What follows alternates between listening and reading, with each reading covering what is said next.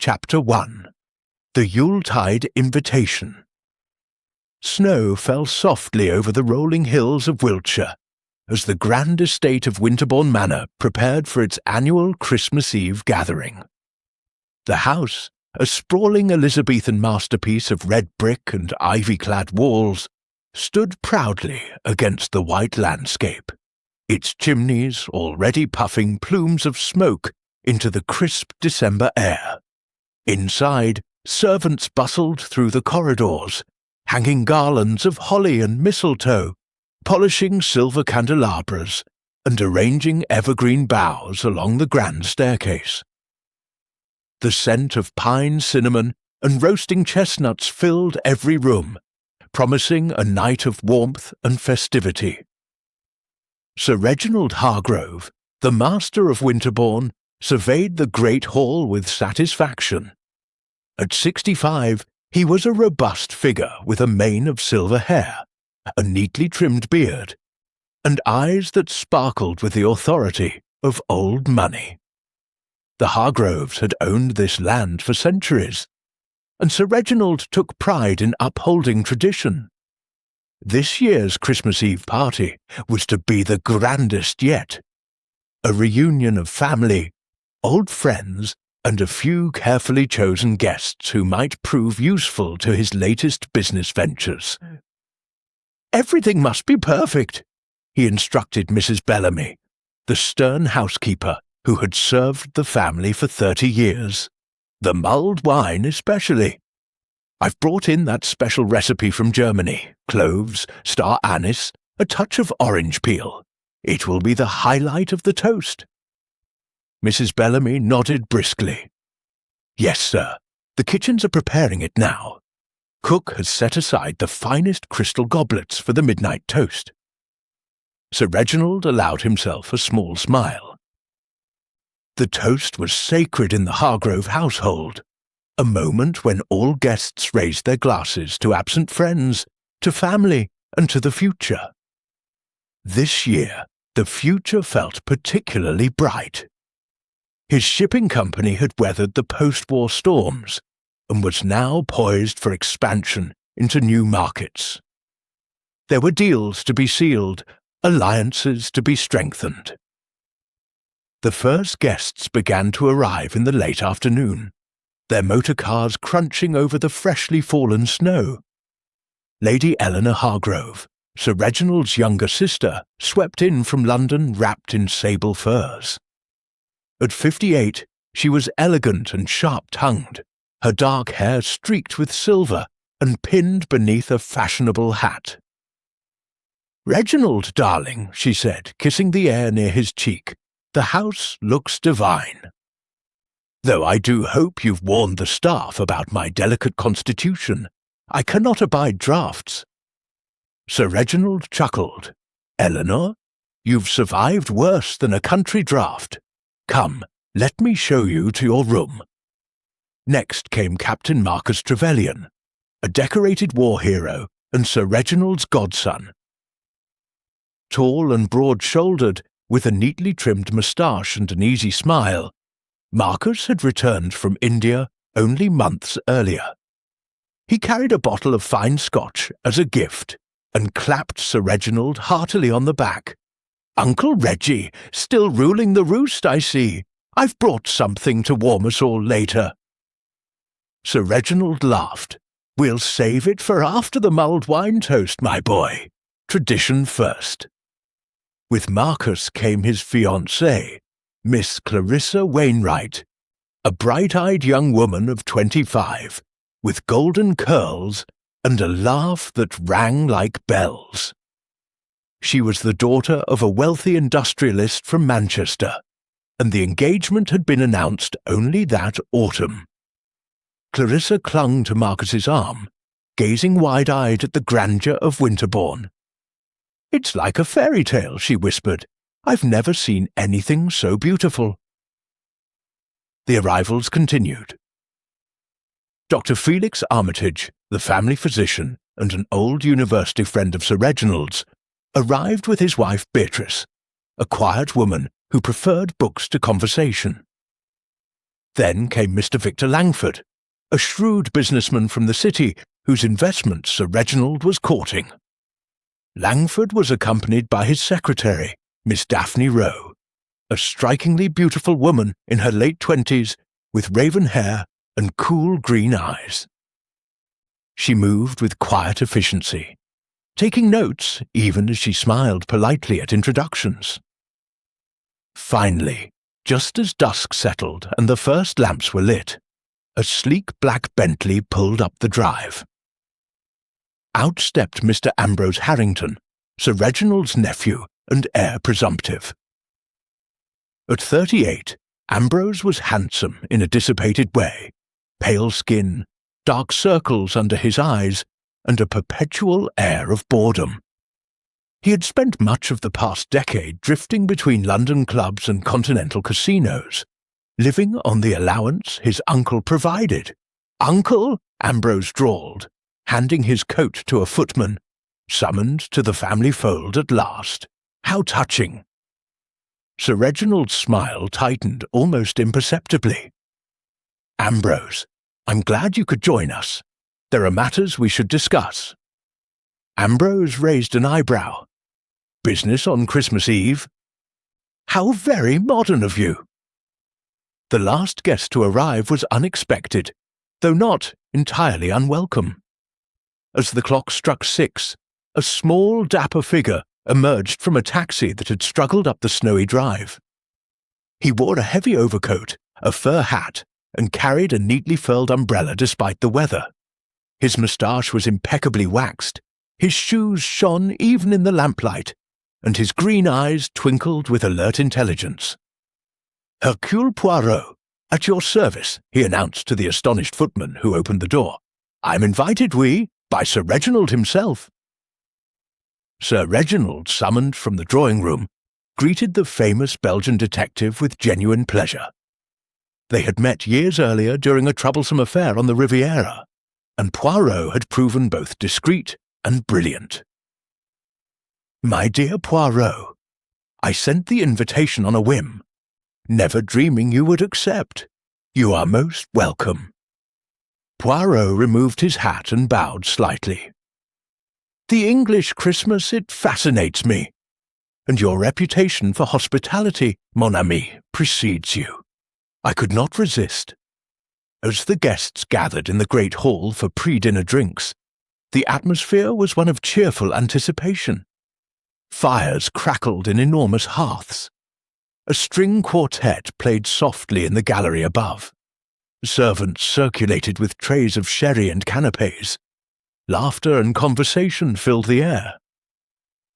Yet beneath the surface, small tensions simmered. Lady Eleanor watched Ambrose with thinly veiled disapproval. Clarissa clung a little too tightly to Marcus's arm whenever Daphne Rowe passed nearby. Victor Langford spoke earnestly with Sir Reginald about shares and dividends, while Dr. Armitage listened with a thoughtful frown. And Poirot observed everything, his small grey cells already turning, though no crime had yet been committed. Dinner was announced at 8.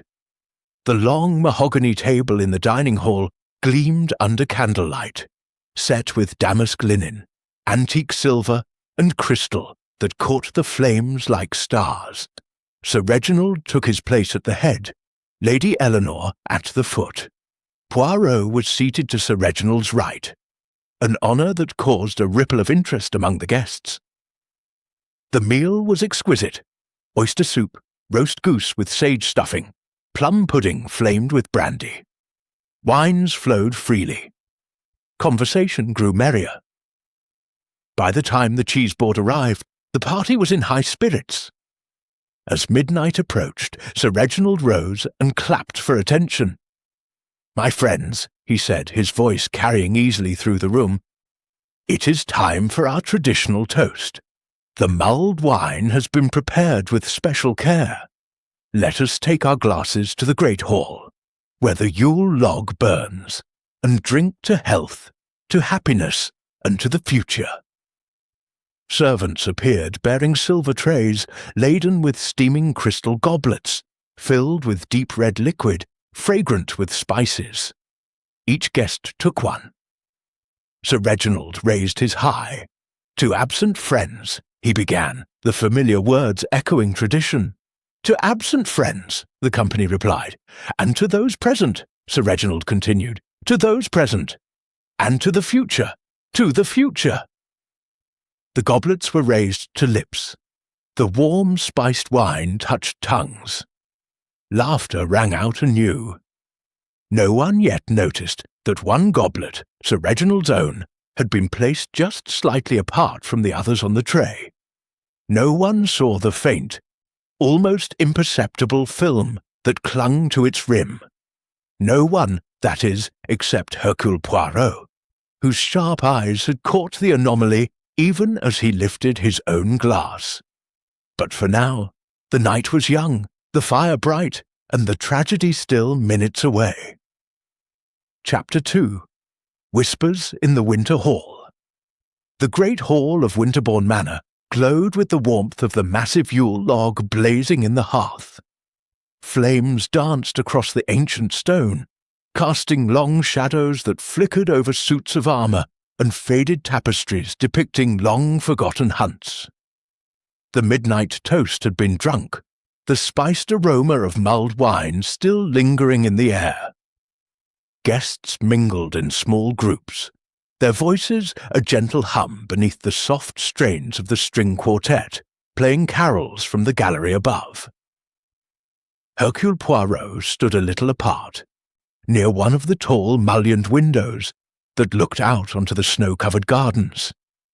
He sipped his mulled wine slowly, savouring the rich blend of cloves and cinnamon, while his keen eyes moved from face to face. Something, he felt, was not quite right. The atmosphere was festive, yes, but there were currents beneath the surface, currents of unease, of old resentments, of secrets carefully guarded. Sir Reginald Hargrove was at the centre of the largest group, his laughter booming as he recounted a story from his younger days in the merchant navy. Victor Langford listened intently, nodding at all the right moments, his sharp businessman's mind clearly calculating how best to turn the conversation toward investment opportunities. Beside them, Dr. Felix Armitage stood quietly, a glass of whisky in hand. Poirot noted that the doctor had politely refused the mulled wine, claiming a sensitive stomach. Across the room, Lady Eleanor Hargrove held court with Beatrice Armitage and Clarissa Wainwright. Eleanor's voice carried just enough to be heard over the music. "My dear Clarissa," she was saying, "you must tell me how you snared our dear Marcus. He's been the most elusive bachelor in 3 counties." Clarissa blushed prettily, glancing toward her fiancé, who was deep in conversation with Ambrose Harrington near the fireplace. "Oh, Lady Eleanor, it was nothing so dramatic. We met at a charity ball in London, and, well, one thing led to another." Eleanor's smile did not quite reach her eyes. How charming! Though I do hope you're prepared for the responsibilities that come with marrying into this family. Winterbourne is a demanding mistress. Beatrice Armitage murmured something soothing, but Poirot caught the slight tightening of Clarissa's fingers around her glass. Near the Christmas tree, an enormous Norwegian pine decorated with glass baubles and real candles, Miss Daphne Rowe stood alone for a moment, observing the room with cool detachment. She was strikingly beautiful, Poirot noted, but there was a watchfulness about her that suggested she missed nothing. When Victor Langford beckoned her over with a small gesture, she moved to his side immediately, notebook in hand despite the late hour. "Miss Rowe," Langford said loudly enough for Sir Reginald to hear, "remind me tomorrow to discuss those figures from the Far East trade routes with Sir Reginald. Fascinating potential there." Sir Reginald beamed. "Indeed, Victor. We'll have a proper talk in the morning. Tonight is for celebration." Ambrose Harrington, leaning against the mantelpiece, gave a soft, cynical laugh. "Celebration," he repeated, swirling the remains of his mulled wine. "How very quaint! Tell me, uncle, are we celebrating the continued health of your empire, or the fact that you've finally decided to name an heir?" The group near the fire fell silent for a fraction of a second. Marcus Trevelyan shot Ambrose a warning glance, but Sir Reginald merely raised an eyebrow. "My dear boy," he replied evenly, "you know perfectly well that my will is my own affair, though I'm touched by your interest." Ambrose shrugged, a lazy smile playing on his lips. One likes to know where one stands, especially when one has expenses. Poirot, watching from across the room, noted the flash of irritation in Sir Reginald's eyes, quickly masked. Interesting, he thought. The nephew is in need of money, and the uncle is not inclined to be generous. At that moment, Mrs. Bellamy appeared at the entrance to the hall, her face pale. "Sir Reginald," she said, her voice low but urgent, "might I have a word in private?" Sir Reginald excused himself and followed her into the corridor. Poirot, ever curious, drifted closer to the door, pretending to admire a nearby portrait of a stern Hargrove ancestor. Through the half-open door, he caught fragments of the conversation. "Letter arrived this evening, sir. Delivered by hand, no postage. The boy who brought it wouldn't give his name." "And you're certain it's—" "Yes, sir. The same handwriting as the others. I thought you should see it at once." There was a rustle of paper.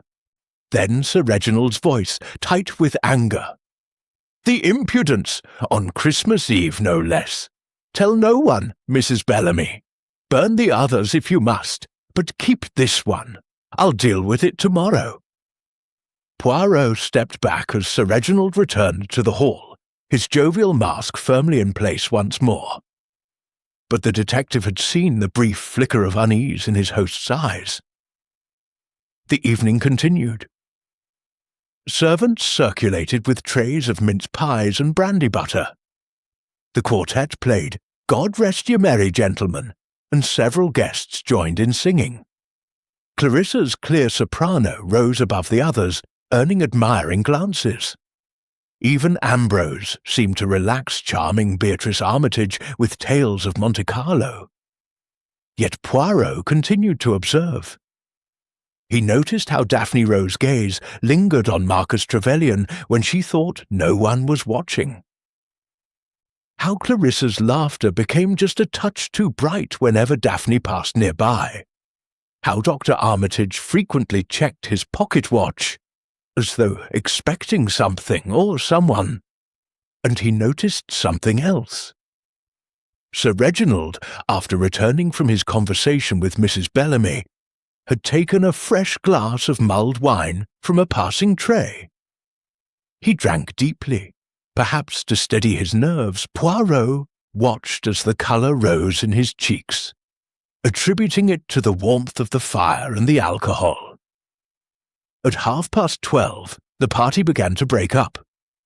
Guests drifted toward the staircase, wishing each other good night. Lady Eleanor declared herself exhausted and retired first.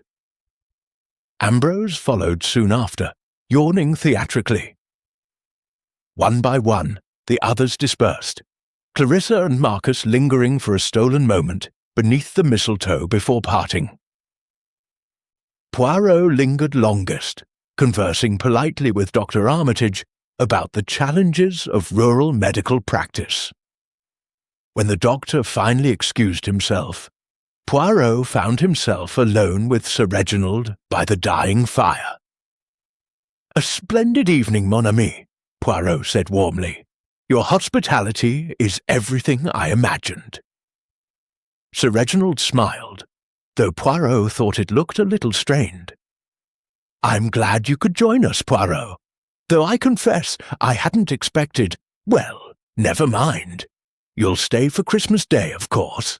But naturally, it would be a crime to miss an English Christmas."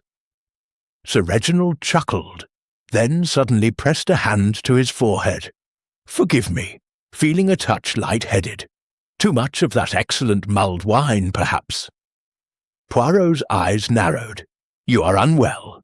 No, just tired. Long day."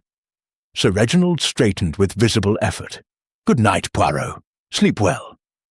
He made his way toward the staircase, moving slowly. Poirot watched him go, a faint uneasiness stirring in his mind. Upstairs, the house settled into quiet. Fires were banked, lights extinguished. Snow continued to fall outside, muffling all sound. In his guest room, a comfortable chamber with a four-poster bed and a view of the frozen lake, Poirot prepared for bed methodically. He unwound his moustache nets, brushed his hair, and donned his silk pyjamas. Yet sleep did not come quickly. Something about the evening troubled him. The letter delivered to Sir Reginald, the tensions between family members, the subtle undercurrents of jealousy and greed, and something else, something he could not yet name. At 2 o'clock in the morning, a scream shattered the silence of Winterbourne Manor. It came from the direction of Sir Reginald's bedroom. Poirot was out of bed in an instant, pulling on his dressing gown and slippers. He hurried into the corridor, where doors were opening and confused, frightened faces appeared. Lady Eleanor emerged first, her hair in curl papers. What on earth? Marcus Trevelyan, bare-chested and in trousers, came running from his room. Uncle Reggie's room. That was Mrs. Bellamy. They converged on Sir Reginald's door, which stood ajar. Inside, the faithful housekeeper knelt beside the bed, her face ashen. Sir Reginald Hargrove lay motionless against his pillows, his face contorted in a dreadful rictus of pain. His eyes stared sightlessly at the canopy above. On the bedside table stood an empty glass, the same crystal goblet he had carried upstairs from the hall. The scent of spiced wine still lingered in the air, but Sir Reginald Hargrove would never drink mulled wine again. Chapter 3. The Mulled Wine's Deadly Cheer. The scream still echoed in the corridors of Winterbourne Manor, as the household converged on Sir Reginald Hargrove's bedroom. Snow tapped insistently against the leaded windows, and the cold seemed to seep through the very walls now that shock had replaced the earlier warmth. Hercule Poirot arrived first among the guests, his silk dressing-gown tied neatly, his feet in leather slippers. He moved with calm precision, parting the small crowd that had gathered in the doorway. Mrs. Bellamy knelt beside the bed, her apron pressed to her face, rocking slightly in distress. "Mon Dieu," Poirot murmured, taking in the scene at a glance. Sir Reginald lay half-propped against the pillows, his body rigid, his face twisted in an expression of terrible agony. His right hand clutched the counterpane, fingers curled like claws. His eyes were wide open, the pupils unnaturally dilated. A faint bluish tinge coloured his lips. On the mahogany bedside table stood the crystal goblet, empty now, but bearing the unmistakable dark residue of mulled wine at the bottom. The spicy scent still hung in the air, cloying and incongruous against the horror before them. Dr. Felix Armitage pushed through next, still fastening his dressing-gown cord. His medical bag, ever ready, had been snatched from his room. He knelt opposite Mrs. Bellamy and felt for a pulse at the throat, then the wrist. After a long moment, he looked up, his face grave. "He's gone," he said quietly. "Dead for perhaps 20 minutes, possibly less." A collective gasp rose from the doorway. Clarissa Wainwright gave a small, strangled cry and turned into Marcus Trevelyan's chest. Marcus held her tightly, his own face pale beneath his tan. Lady Eleanor stood ramrod straight, her curl papers giving her a faintly absurd appearance. "Poison," she said flatly. "That is what you're thinking, isn't it, Doctor?" Armitage hesitated. "It certainly looks like it. The facial contortion, the cyanosis, I have seen strychnine produce such symptoms, but I cannot be certain without tests." "Strychnine," Ambrose Harrington repeated from the back of the group, his voice hoarse from sleep. "Good God!" Victor Langford, fully dressed as though he had not yet retired, stepped forward. "We must telephone the police at once, and the local doctor for confirmation." "There is a storm," Mrs. Bellamy managed to say through her tears. "The telephone lines may be down. The snow is heavy." Poirot raised a hand for silence. "One moment, if you please. Dr. Armitage, you are certain of the time of death?" Armitage nodded. "Between 1:45 and 2:15, I would estimate. Rigour has not yet begun." Poirot turned to Mrs. Bellamy. "Madame, you discovered the body. Tell us precisely what occurred." The housekeeper drew a shuddering breath. I always bring Sir Reginald his hot milk at 2:00. He liked it to help him sleep. When I knocked, there was no answer. I knocked again, then entered. He was just as you see him. The glass was already empty on the table. I touched his hand. It was still warm, and then I screamed." Poirot's gaze flicked to the glass. "This glass? He brought it upstairs himself after the toast?" "Yes, sir. I saw him carry it from the great hall. He often took a final sip before bed. And no one entered this room after he retired." Mrs. Bellamy shook her head. "Not to my knowledge. The corridor was quiet." Poirot moved closer to the bedside table. He did not touch the glass but leaned in, his sharp eyes examining it. The rim was clean, no trace of lipstick or fingerprints visible to the naked eye. The faint residue inside gleamed wetly. "Interesting," he murmured. "The wine was consumed here in the bedroom. Yet the symptoms of strychnine are rapid. Convulsions, difficulty breathing. One would expect noise, a cry for help." Dr. Armitage frowned. "That is true. Strychnine victims rarely die quietly. There should have been violent spasms." "Yet no one heard anything," Poirot observed. "The walls of this old house are thick, perhaps, but not that thick." Marcus Trevelyan spoke up. "Uncle Reggie's room is at the far end of the east wing. Most of us are in the west. And with the storm—" Clarissa lifted her head. "But I thought I heard something, a sort of thud, around 2:00. I was awake, listening to the wind. I thought it was a branch against the window." Poirot turned to her. "A thud, mademoiselle, nothing more." She shook her head, eyes wide. Lady Eleanor's voice cut through. "This is all very well, but we are standing about like fools, while a murderer may still be in the house. We must search the rooms, and someone must try the telephone." Victor Langford nodded decisively. "I'll go down to the study and attempt to ring the constable at the village. If the lines are down, we shall have to wait until morning. The snow is too deep for anyone to reach us tonight." He strode off, Miss Daphne Rowe silently falling into step behind him, as though it were the most natural thing for a secretary to accompany her employer at 3 in the morning. Poirot addressed the remaining group. "Mesdames et messieurs, it is imperative that nothing in this room be touched. Dr. Armitage, you will remain here with Mrs. Bellamy to ensure the scene is preserved. Captain Trevelyan, perhaps you would assist Mr. Langford with the telephone and check that all doors and windows are secure." Marcus nodded and left, Clarissa clinging to his arm.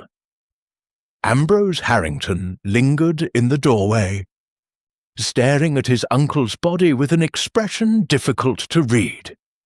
Shock, perhaps, mingled with something colder.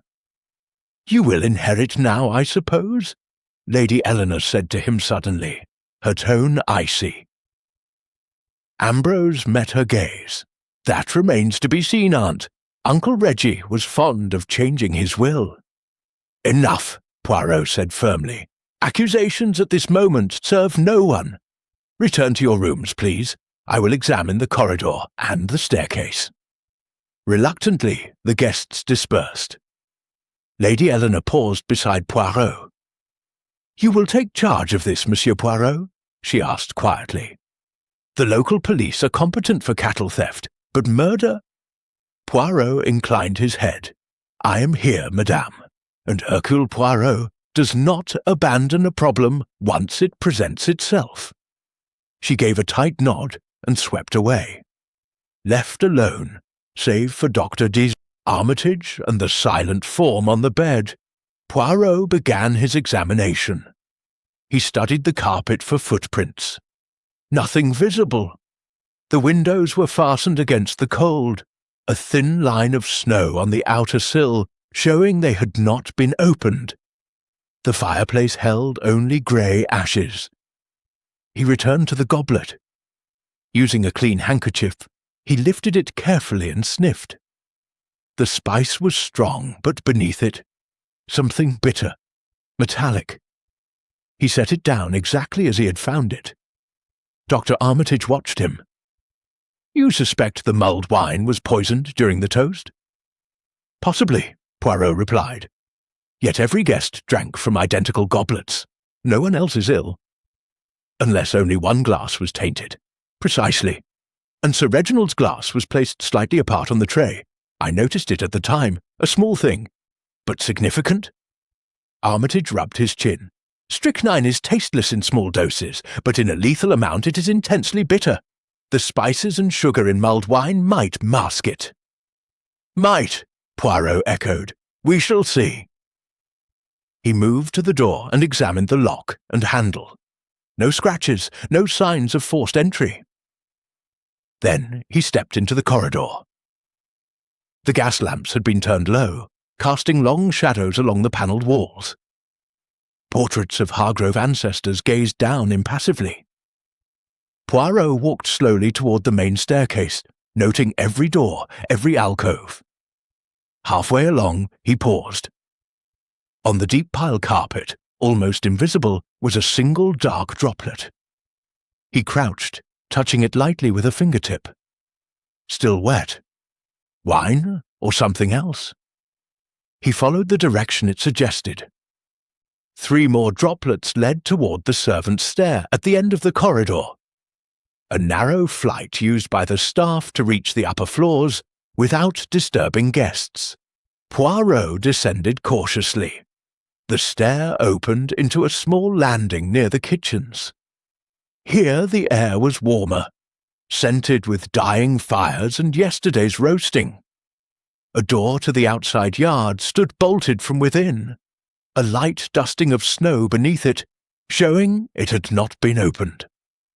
On the flagstone floor, however, he found what he sought, a 5th droplet, larger, and beside it the faint outline of a shoe print, small, narrow, a woman's perhaps. Poirot straightened, his moustache twitching with satisfaction. Someone had come this way after the toast, carrying a glass or a vial. Someone who knew the house well enough to use the servants' stair. He returned upstairs deep in thought. By the time he reached the great hall again, Victor Langford was waiting with grim news. "The telephone lines are down," he announced to the small group that had gathered by the fire. "We are completely cut off. No help until the snow clears, perhaps not until late tomorrow." Clarissa gave a small sob. Marcus put an arm around her. "Then we are trapped here," Lady Eleanor said, "with a murderer." Poirot surveyed them all. Pale faces, frightened eyes, hands clasped tightly around brandy glasses that someone had thoughtfully provided. Trapped, yes, he said softly, but the murderer is also trapped, and Hercule Poirot is trapped with him.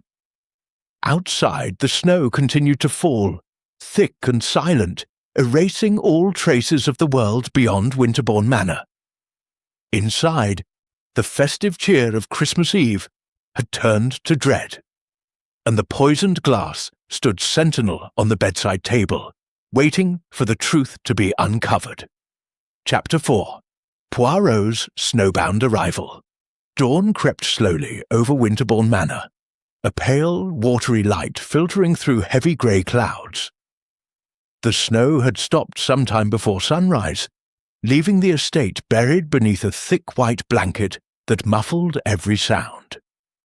No cart tracks marred the drive. No footprints led to or from the great oak doors. The world beyond the manor might as well have ceased to exist. Hercule Poirot stood at the window of the breakfast room, gazing out at the frozen landscape.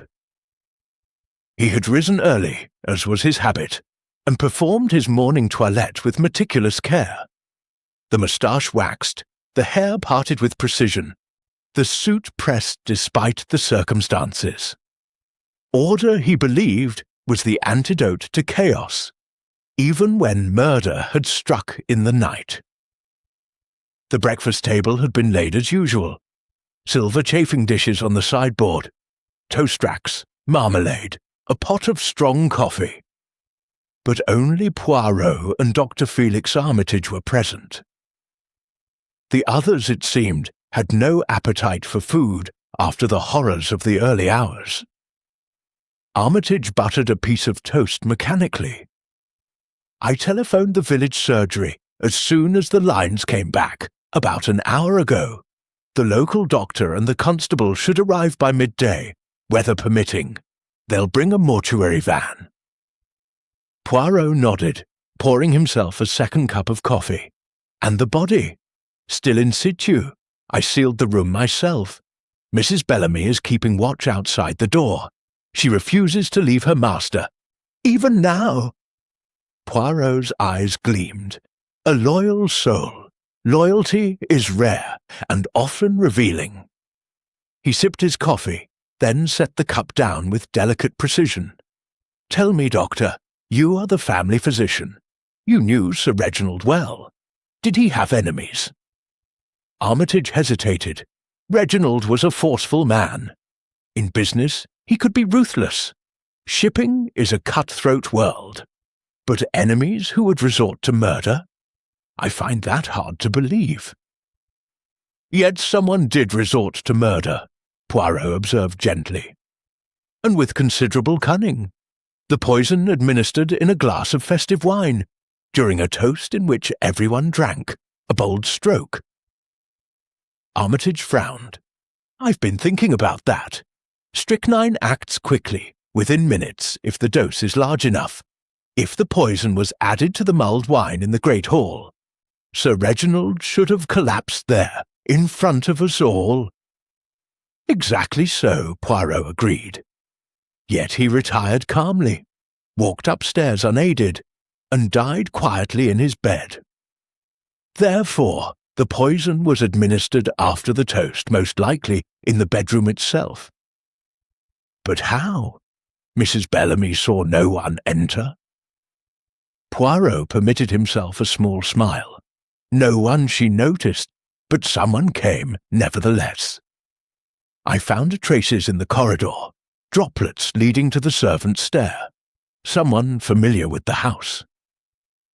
Before Armitage could reply, the door opened and Victor Langford entered, followed closely by Miss Daphne Rowe. Langford looked as though he had not slept. His tie was slightly askew, his eyes red-rimmed. Miss Rowe, by contrast, appeared immaculate, her notebook already in hand. "Lines are working again," Langford announced. "Police will be here as soon as the roads are cleared. In the meantime, I suggest we all remain in the public rooms. No one should be alone." A sensible precaution, Poirot thought, though perhaps a little late. One by one, The remaining guests drifted in. Lady Eleanor arrived wrapped in a black shawl, her face pale but composed. Ambrose Harrington followed, unshaven and sullen, pouring himself coffee with a shaking hand. Marcus Trevelyan and Clarissa came together, her eyes swollen from crying. Beatrice Armitage brought up the rear, silent and watchful as always. No one spoke of the murder directly. Conversation hovered around the weather, the depth of the snow, the likelihood of the police arriving before nightfall. Beneath the polite words, tension crackled like ice on a pond. Poirot observed them all, his small grey cells busy. He noted how Ambrose avoided his aunt's gaze, how Clarissa kept close to Marcus, yet glanced frequently at Daphne Rowe, how Langford spoke to Sir Reginald's butler about business papers in the study, as though the master of the house were merely away on a trip. After breakfast, Poirot requested permission to examine Sir Reginald's bedroom again. Dr. Armitage accompanied him, and together they entered the sealed chamber. The body had not been moved. Sir Reginald lay exactly as before, the rictus of agony frozen on his face. Poirot moved about the room with quiet efficiency, examining every surface, every object. He opened the wardrobe, rows of tailored suits, shoes polished to a mirror shine. The dressing table held silver-backed brushes, a bottle of eau de cologne, cufflinks arranged in neat rows, nothing out of place. Then he turned to the bedside table again. The empty goblet stood where he had left it. Beside it, almost hidden by the fold of the counterpane, lay a small folded square of paper. Poirot picked it up carefully with tweezers from his pocket-kit. It was a note, written in block capitals. "You have been warned. This is the last." Armitage read it over his shoulder and whistled softly. "Blackmail?" "Evidently," Poirot replied. "Mrs. Bellamy mentioned letters delivered anonymously. This would appear to be the latest." He slipped the note into an envelope. "We must discover what Sir Reginald was being threatened over. A secret from the past, perhaps. Something worth killing to keep hidden." They left the room, and Poirot sealed the door once more with tape. In the corridor, he paused, looking toward the servants' stair. "I wish to speak with the staff," he announced. "All of them, together." Half an hour later, the servants were assembled in the kitchen. Mrs. Bellamy, the butler, Mr. Graves, cook, 3 housemaids, 2 footmen, and the boot boy. They stood in a nervous semicircle, while Poirot addressed them from the head of the long deal table. "You will have heard of the tragedy," he began. "Sir Reginald was poisoned. The police will come, but until then I, Hercule Poirot, will investigate. I require your complete honesty." He questioned them methodically. Who had prepared the mulled wine? Cook, assisted by the kitchen maid. Who had carried the trays to the great hall? The 2 footmen. Had anyone lingered near Sir Reginald's glass? No one admitted to it. Then he asked about the anonymous letters. Mrs. Bellamy spoke up. "There were 3 before this one, sir, delivered by hand over the past month. Sir Reginald told me to burn them, but I kept them in my room. I thought they might be important one day." Poirot's eyes lit. "You have them still?" She nodded and fetched them from her quarters. The messages were similar, brief, threatening, demanding money to keep a secret buried. No signature, no specific details. Poirot studied the handwriting.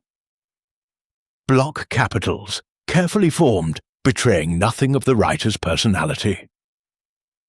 "Interesting," he murmured. "The murderer grows impatient, and then strikes."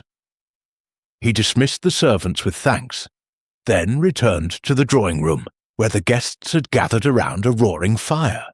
"Mesdames et messieurs," he announced, "until the police arrive, I propose we remain together. No one is to leave this room without informing another. We are, after all, snowbound with a poisoner."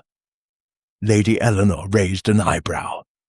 "You believe the murderer is one of us, Monsieur Poirot?" "I believe," he replied carefully, "that the murderer is someone who knew Sir Reginald's habits intimately, someone who could move about this house unseen, someone who had access to poison and motive."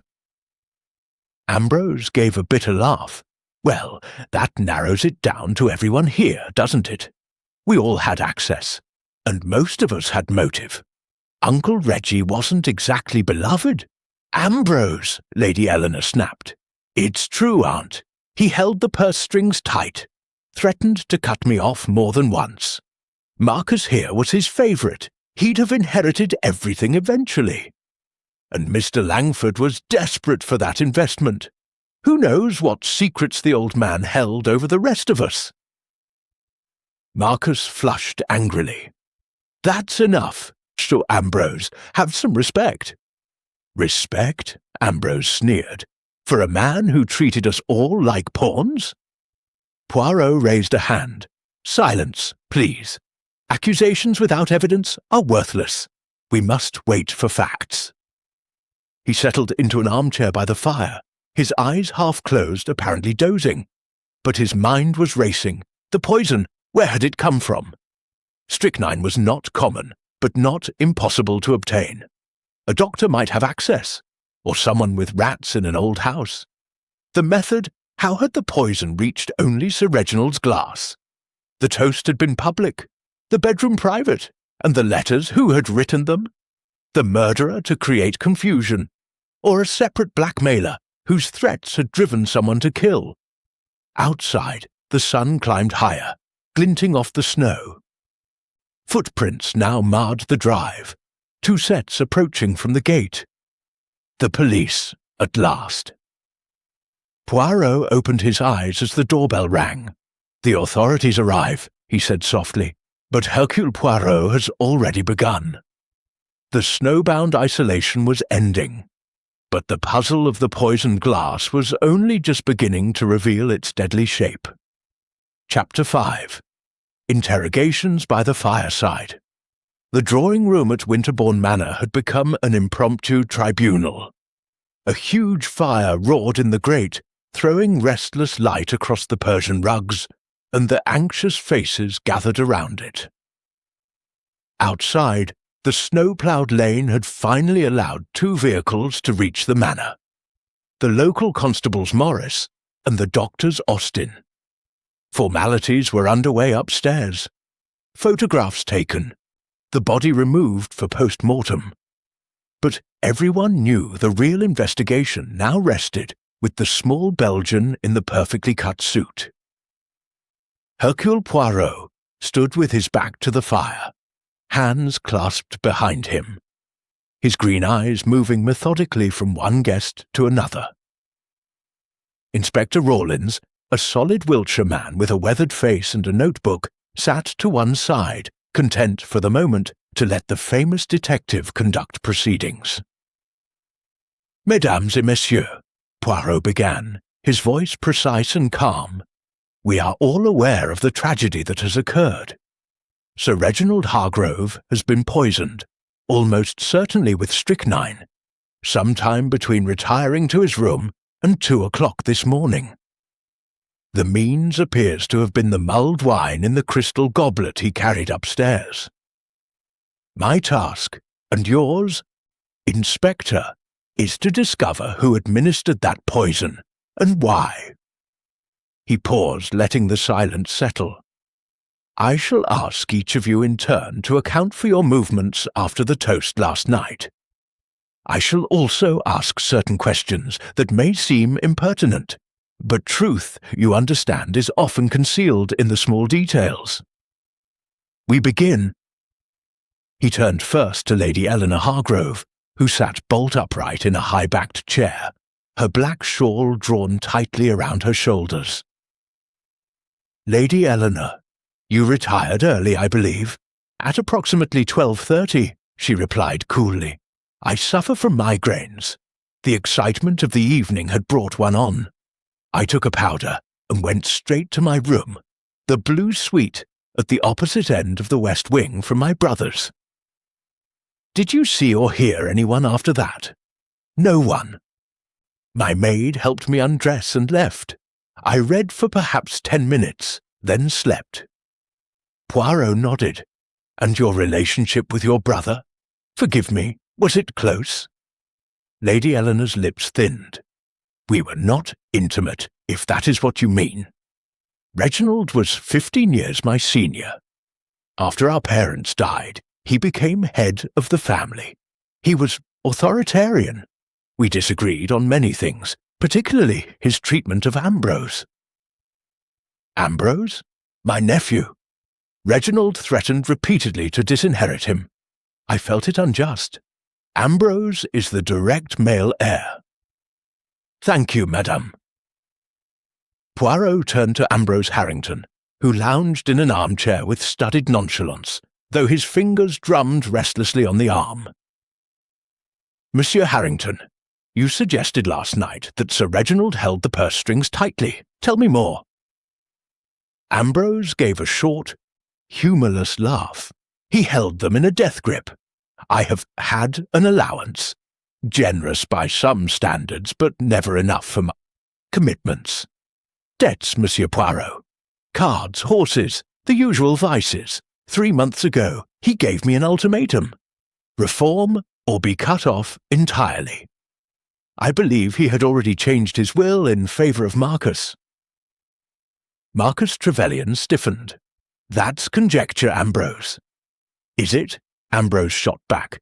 "You were always the golden boy, Marcus. War hero, steady character. Of course he'd leave everything to you."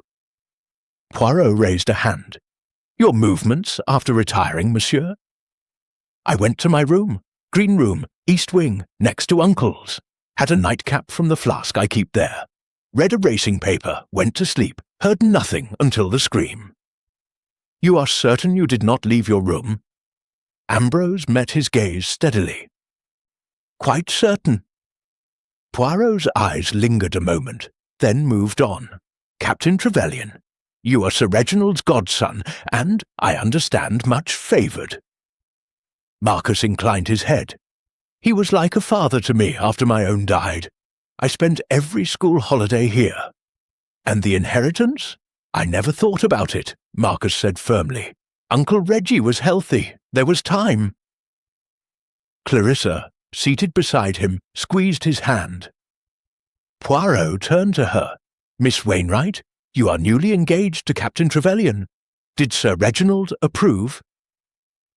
Clarissa coloured. "He welcomed me warmly, though he did say, in private, that he hoped Marcus would not rush into anything." Lady Eleanor gave a soft snort. Poirot continued gently. "And last night, after you parted from Captain Trevelyan beneath the mistletoe?" "I went to my room, the Rose Suite. I was restless. I heard the clock strike 1, then 2. I thought I heard a thud, as I told you earlier, but nothing more." Poirot nodded and turned to Victor Langford, who sat forward, hands clasped between his knees. "Monsieur Langford, you sought investment from Sir Reginald for a shipping venture, yes?" Langford nodded. "A substantial sum. We were close to agreement. His death complicates matters severely."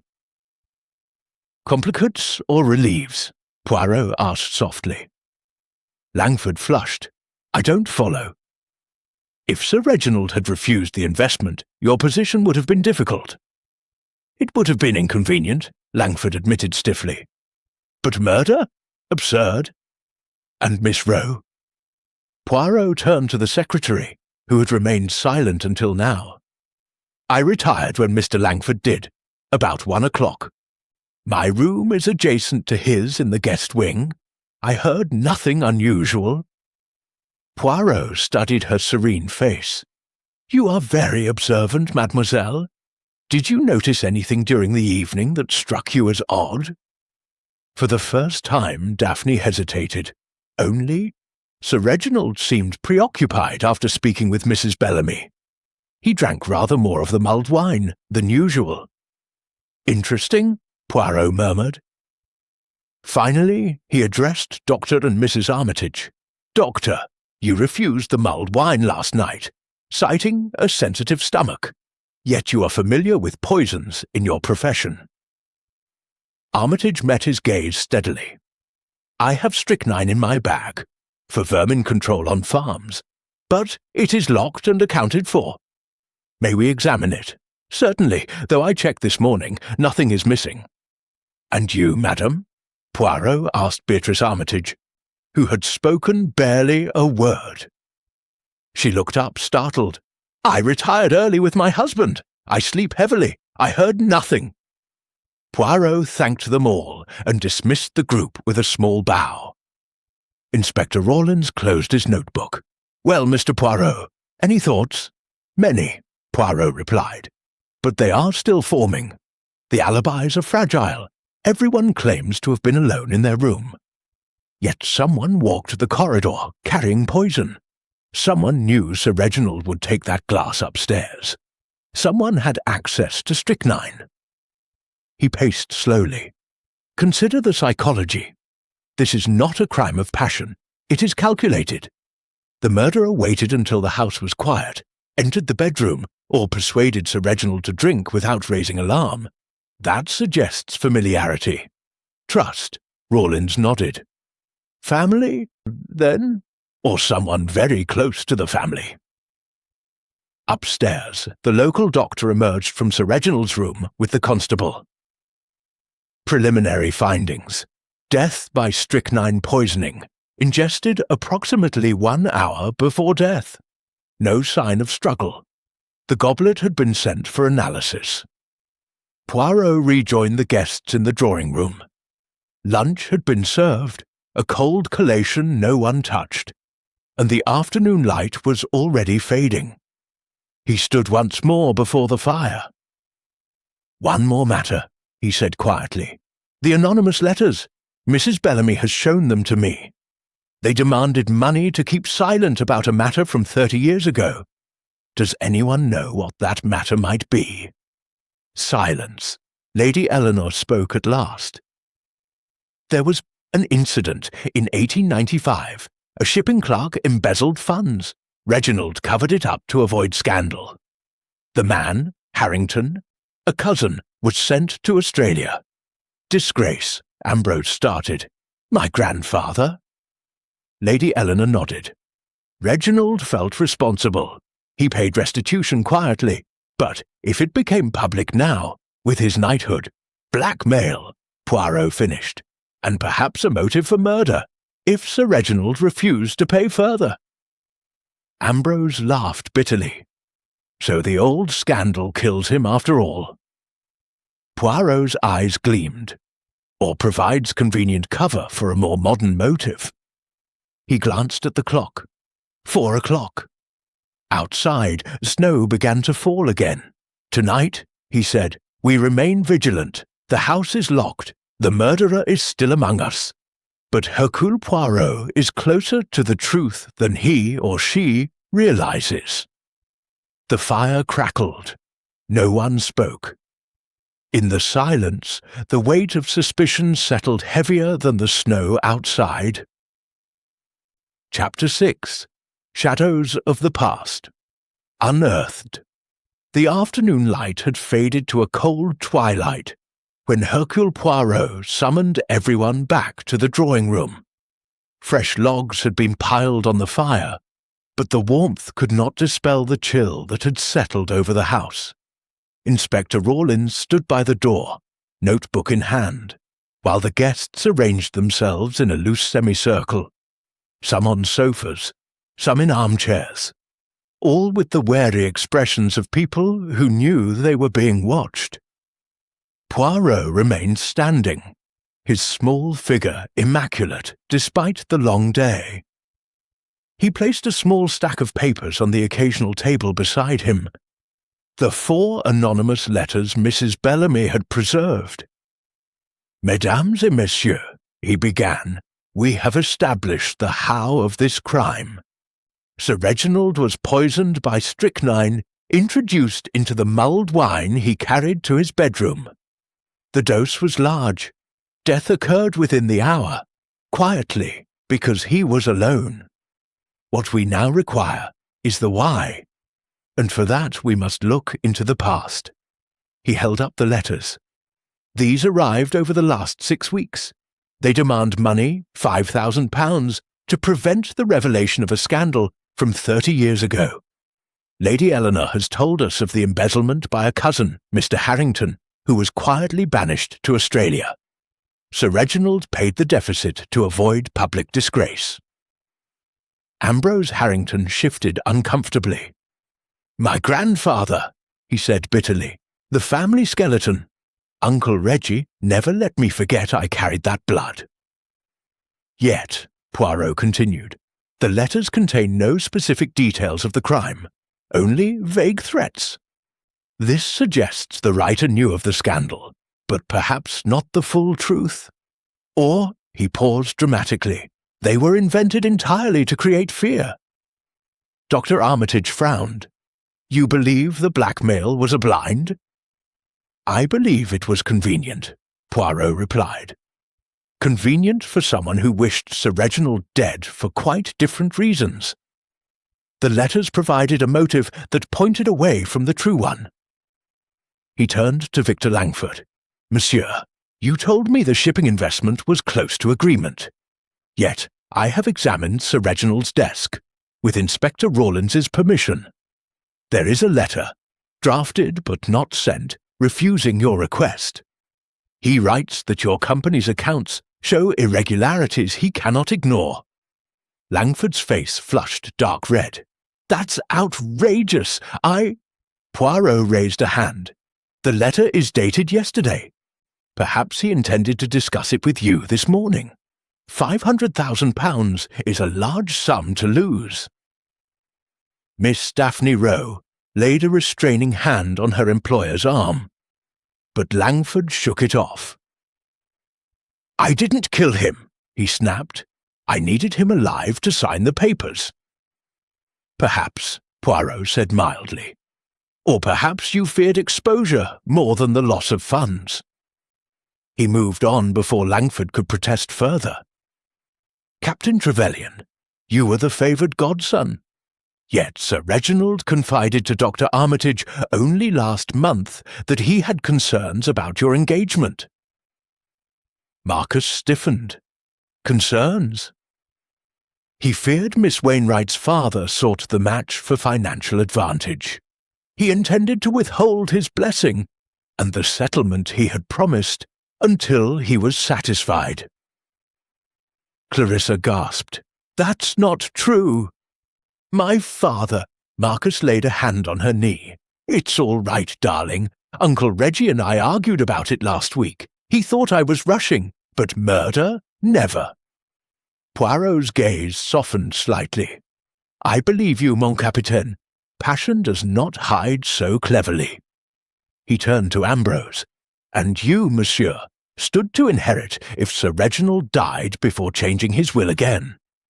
Mrs. Bellamy tells me he summoned his solicitor for Boxing Day to revise the document in light of your latest debts." Ambrose paled. "He was always threatening that. I never took it seriously." "Yet this time he was serious. The solicitor confirmed it by telephone this afternoon." Silence fell, heavy and accusing. Lady Eleanor spoke at last.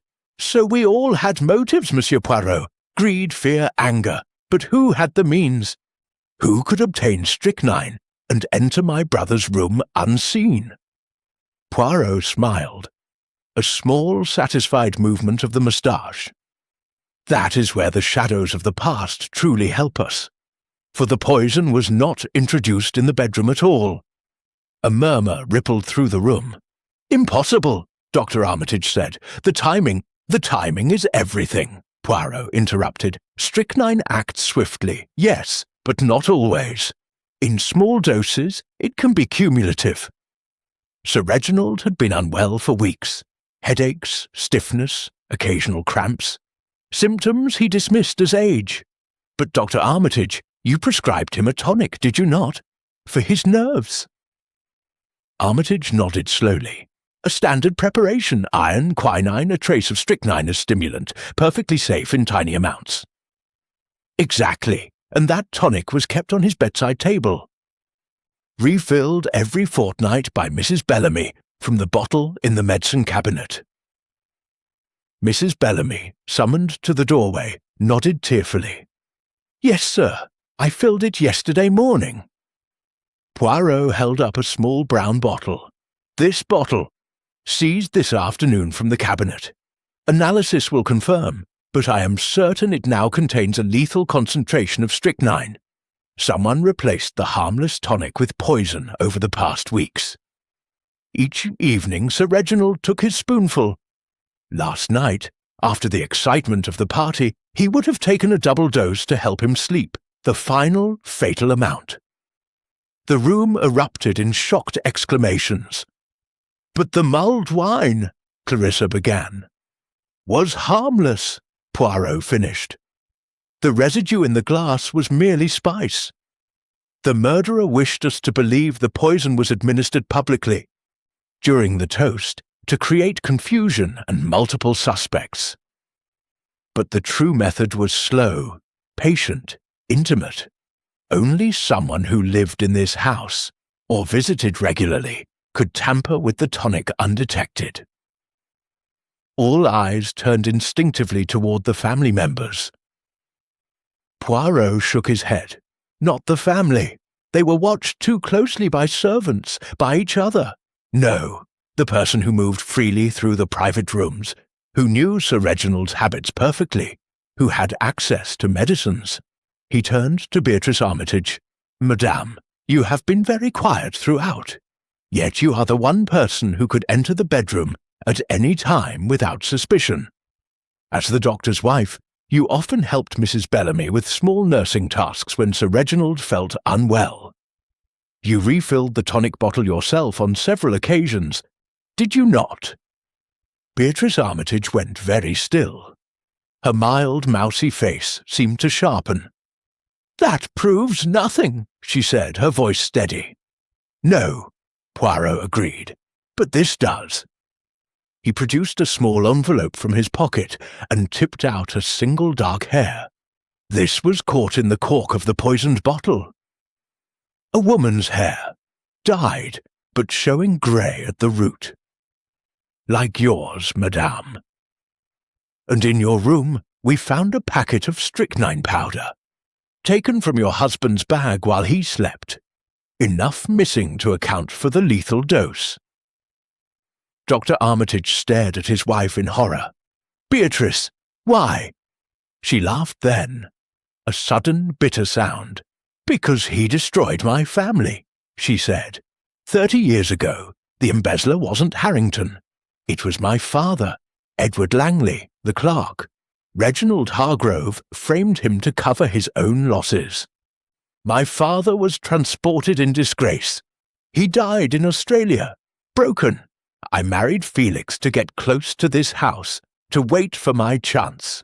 The letters were mine, to make him suffer fear before he died. Lady Eleanor gasped. But you've been our friend for 20 years. 20 years of smiling while I planned, Beatrice said.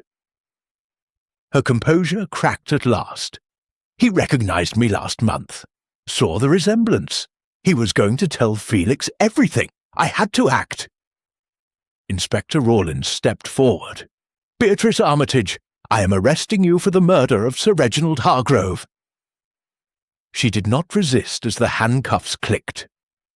Dr. Armitage sat, as though turned to stone, unable to look at her. Poirot watched calmly as she was led away. The past, he said softly, casts long shadows, but eventually the light of truth reveals them. The fire settled in the grate with a soft collapse of embers. Outside the snow had stopped, and a pale moon rose over the quiet manor. Christmas Day dawned cold and clear, but Winterbourne would never celebrate quite the same way again.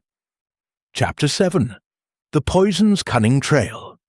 The drawing-room fell into stunned silence as Beatrice Armitage was led away by Inspector Rawlins.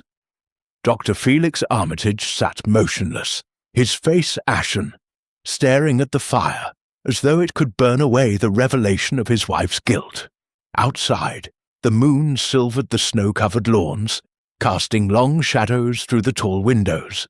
Hercule Poirot remained standing, his expression grave but satisfied.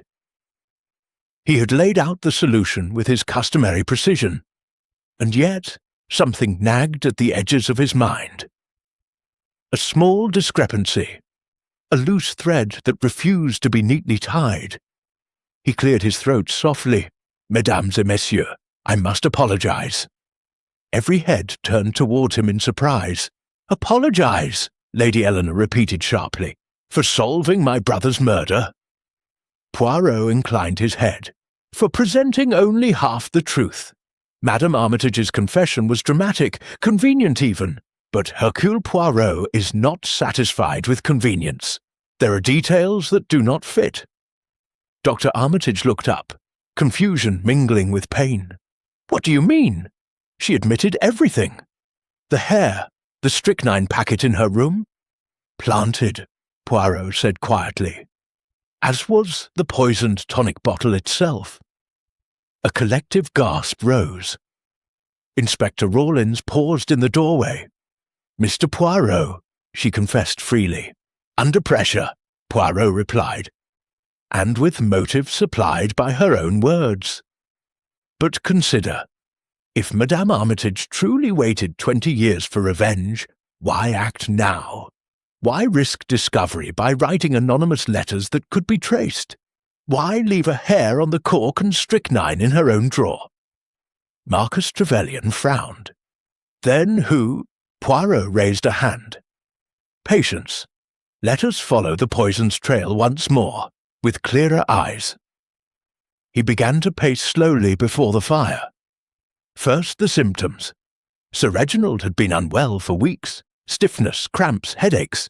This suggests gradual poisoning, yes. The tonic on his bedside table was the perfect vehicle. But who refilled that tonic most often? Not Madame Armitage alone.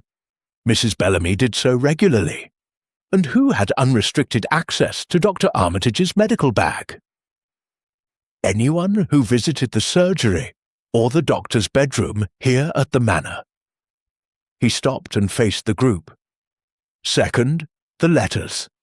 The handwriting is disguised, block capitals, but the paper is common, available in any stationer's. The threats are vague. A true blackmailer from the past would have been specific. These letters were designed to mislead. Victor Langford stirred. "You're saying Beatrice was framed?" "I am saying," Poirot corrected, "that someone wished us to believe the murder rooted in ancient scandal. Someone who knew the family history well enough to invent the story of the wronged clerk's daughter." All eyes turned instinctively toward Dr. Armitage, but Poirot shook his head. "No, doctor, you are devastated. Your shock is genuine, but there is one among us who has listened quietly, observed everything, and moved through this house like a shadow." He turned slowly to Miss Daphne Rowe. "Mademoiselle." Daphne did not flinch. Her green eyes met his steadily. "Yes, Monsieur Poirot.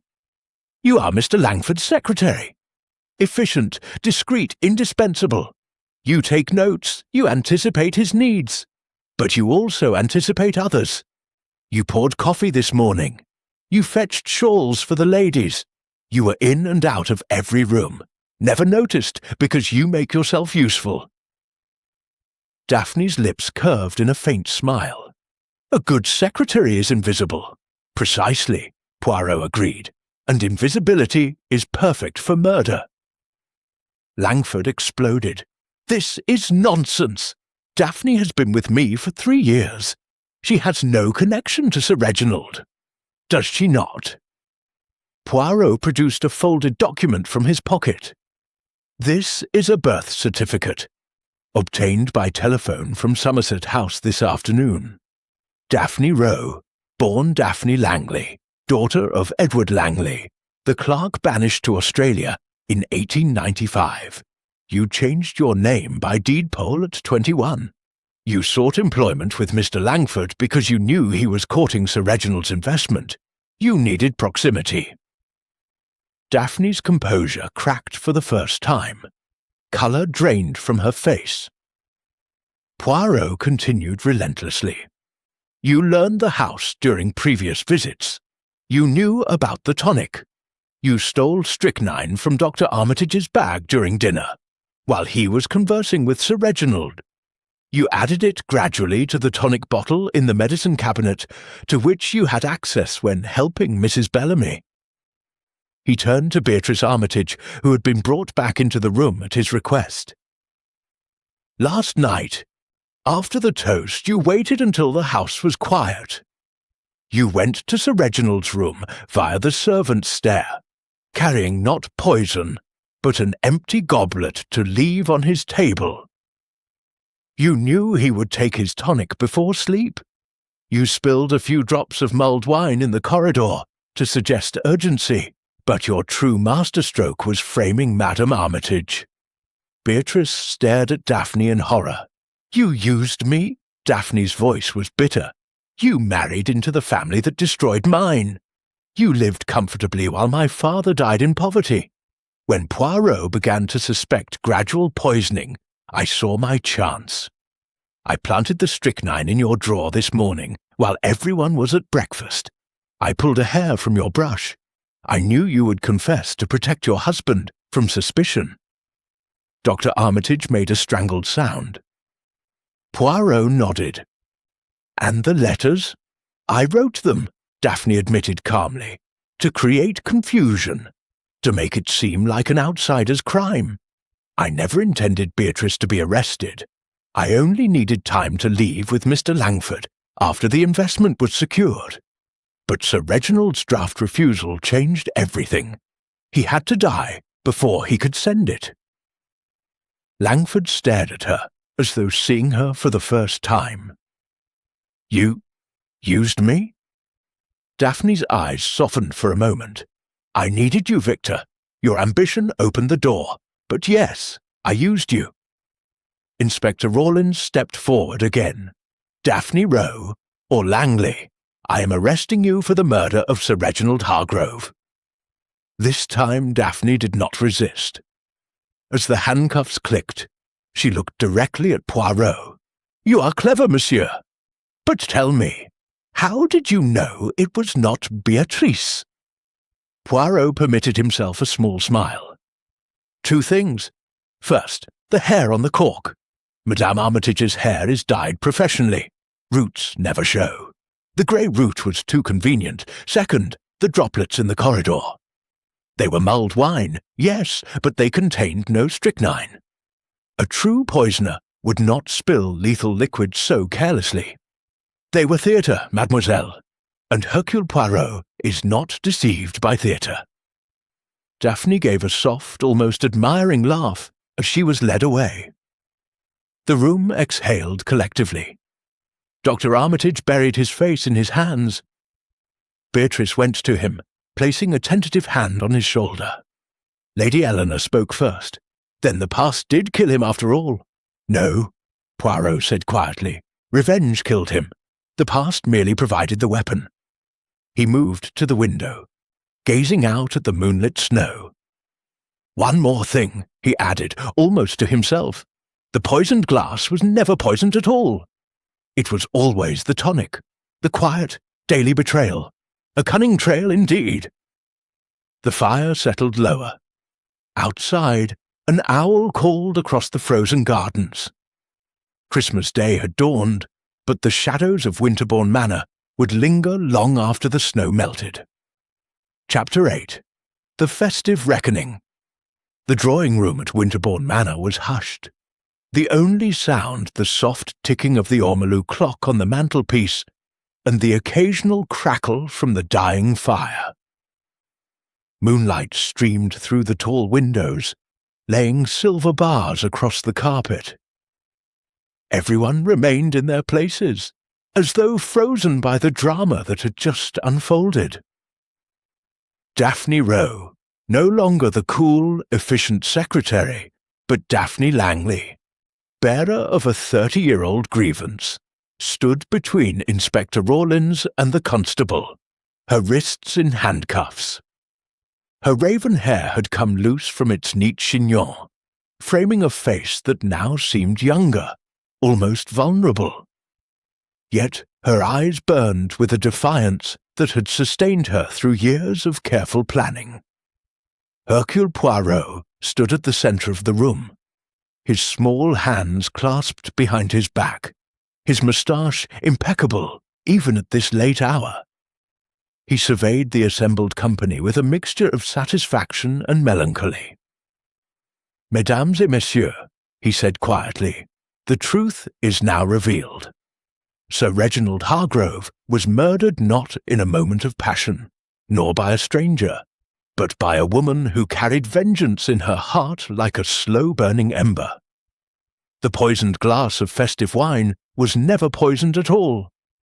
It was a distraction, an illusion to draw our eyes away from the true weapon. The daily tonic, administered with patience and precision over weeks." He turned to Daphne. "Mademoiselle Langley, you chose your role well. The devoted secretary, always in the background, always helpful. You learned the rhythms of this house during Mr. Langford's earlier visits. You discovered Sir Reginald's habit of taking his tonic each night. You obtained the strychnine from Dr. Armitage's bag on the very evening of the party, while attention was elsewhere. And when the moment came, you staged the scene in the bedroom, the spilled droplets, the empty goblet, to make us believe in a dramatic last-minute poisoning." Daphne lifted her chin. "He deserved it," she said, her voice steady. "He ruined my father, sent him to die in disgrace on the other side of the world, all to protect his own reputation. I waited years for justice the law would never give me." Victor Langford, still seated, stared at her as though she were a stranger. "And I," he asked hoarsely, "was I just a means to an end?" Daphne's gaze softened for a fraction of a second. "At first, yes. Your ambition brought me here, but in time I came to care for you, Victor. That is why I tried to spare you suspicion. If the investment had gone through, we could have left together. A new life, far from all of this." Langford turned away, unable to meet her eyes. Lady Eleanor Hargrove spoke for the first time since the revelation. Her voice was cold, aristocratic steel. "You used our hospitality, our trust. You sat at our table, drank our wine, smiled at us, all while plotting my brother's death." Daphne met her gaze without flinching. "Your brother showed my father no hospitality, no trust. He showed him only ruin." Poirot raised a hand. "Enough. Recrimination serves no one now. The law will take its course." He turned to the others. "Captain Trevelyan, Miss Wainwright, you may marry with clear consciences. Sir Reginald's doubts were unfounded. His blessing would have come in time. Monsieur Harrington, the estate passes to you after all. Spend it wisely, perhaps in atonement for the past, even if it was not your doing. Doctor and Madame Armitage." He paused, his tone gentle. "You have suffered a terrible shock, but your innocence is established. Madam, your willingness to confess protected your husband. It was noble, if misguided." Beatrice Armitage, pale and trembling, nodded silently. Her husband reached for her hand at last, and she grasped it as though it were a lifeline. Inspector Rawlins cleared his throat. "We'll need formal statements from everyone in the morning, but the evidence is clear, the strychnine, the birth certificate, the fingerprints on the tonic bottle that match Miss Rose. It's over." He guided Daphne toward the door. As she passed Poirot, she paused. "You are extraordinary, Monsieur Poirot," she said softly. "I almost succeeded." Poirot inclined his head. "Almost, mademoiselle. But the little grey cells, they do not permit almost. They demand certainty." She gave a faint wry smile and allowed herself to be led away. The door closed behind her with a quiet finality. For a long moment, no one moved. Then Marcus Trevelyan stood and crossed to the sideboard. He poured brandy into several glasses and passed them around. "To Uncle Reggie," he said simply. "Flawed, stubborn, but ours." They drank in silence. Poirot accepted a glass but did not drink immediately. He walked to the window and looked out at the moonlit snow. "Christmas," he murmured, almost to himself. "A time of peace, of goodwill. Yet beneath the holly and the mistletoe, human hearts remain the same, capable of great love and great hatred." Lady Eleanor joined him at the window. "Will you stay for Christmas Day, Monsieur Poirot? It will be subdued, but you are more than welcome." Poirot turned to her with a small smile. "I thank you, madame, but I shall depart in the morning. The English Christmas has been most instructive, but Hercule Poirot prefers his festivities without murder." A faint chuckle rippled through the room. The first lightness since the tragedy began. As the clock struck 3, the party broke up at last. Guests drifted to their rooms, weary beyond words. Poirot lingered in the great hall, where the Yule log had burned low and the enormous Christmas tree still glittered forlornly. Mrs. Bellamy appeared. Wrapped in a dressing gown, her eyes red from weeping. "Monsieur Poirot," she whispered, "Sir Reginald always said you were the cleverest man he'd ever met. He was right." Poirot patted her hand gently. "He was a good man in his way, madame, and now he is at peace." She nodded and withdrew. Alone at last, Poirot stood beneath the mistletoe that still hung from the chandelier. He raised his brandy glass in a private toast.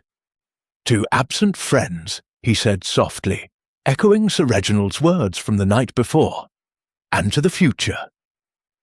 He drank, then set the glass down and climbed the grand staircase to his room.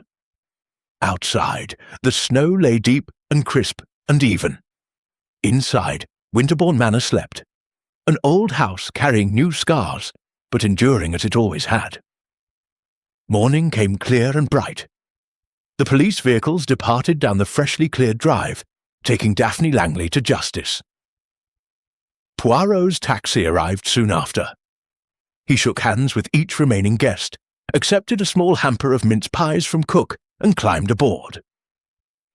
As the car crunched away through the snow, he looked back once at the manor, red brick against white, smoke rising peacefully from the chimneys. A curious case, he murmured to himself. The poisoned glass that was not poisoned. The festive wine that concealed a bitter truth.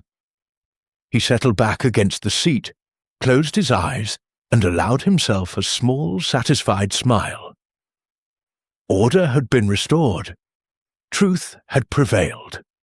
And Hercule Poirot, as always, had triumphed.